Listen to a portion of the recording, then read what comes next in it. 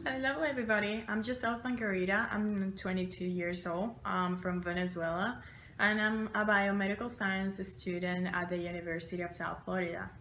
So you might wonder why I'm dressing like this. It's because I just came back from jogging. This is something that I do on my daily basis, but that is not the topic that I want to share with you or the ideas that I want to touch that are implanted on society. This blog is actually concentrated on the issue that might exist or the stigma that might exist about accents from non-native English speakers. To discover more about it or the perspective from several scientific professionals, I did an interview. I asked, like, what would you think, or if you think that accent from non-native English speakers actually affects communication or scientific communication in this case. The volunteers were asked to respond why or why not and provide like a kind of brief example or some kind of evidence to support their argument. So let's see what they say. Hi, I'm Sam, and I'm a USF student, and my major is marine biology, and I want to go on to vet school. And I don't think having an accent has any issue on communication in English, and that's just because a lot of scientific words that we use aren't even derived from, English. A lot of other countries actually make up all the words that we use, like scientific names for organisms.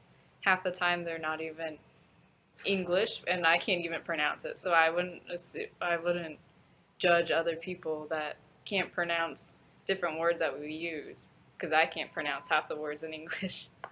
And also, like in chemistry, the periodic table, half the elements on there aren't even, an English person didn't really make up most of them.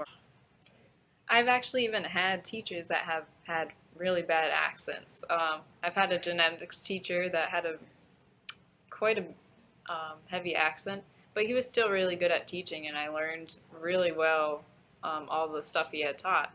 I also had TAs that have had accents, like my physics TA had a huge accent, but she was quite easy to still understand, and she'd show us things, how to do things rather than actually talk and confuse all of us.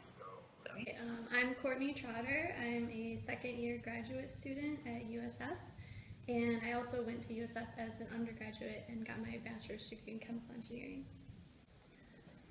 Personally, I don't think that it's a big deal having different accents because I work in a lab and we have people from everywhere, East Asian countries, and before we had some people from India or South America, and I almost never have a problem understanding them. But I do think that you need extra patience communicating with each other from both sides. So if you have an impatient personality, then it might not work out so well for you. Hi, my name is Sarah. I'm a first year grad student here at USF. I also finished my bachelor's degree at USF in biomedical sciences, and I only did my 2 last years here. I'm not a native speaker of English. My first language is Spanish, and I came from Venezuela. I have to say that I do believe that different accents affect the communication in the scientific field, because for me at least it was kind of hard at the beginning to understand it was hard to understand what other people would say to me, and it was also hard for them to understand what I wanted to say. So sometimes it's difficult to express yourself, and that can affect whatever you do in your daily basis. I'm the director of the electrophysiology core in Broad Institute. So I think the accent in English is a little hard for me to communicate with the people, but has less effect on the communication with the people in the scientific topics, because when we didn't get each other, we can ask the people to repeat. And also, we can use some figure or some drawing to help us to understand each other. But I know the language is the key for everything. Hello, my name is Alexa Wu. I am an assistant professor at USF College of Medicine. What I think is I do not think so. The reason is, well, first of all, I'm from Korea, so I do have accent. But when it comes to science, as long as your accent doesn't hinder the communication, then I don't think it will have any problem. But of course, you should be able to communicate with others.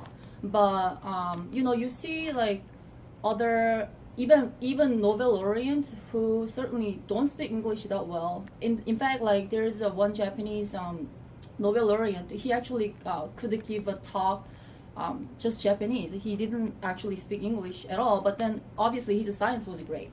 So yeah, I do believe that accent shouldn't be like issue or shouldn't matter.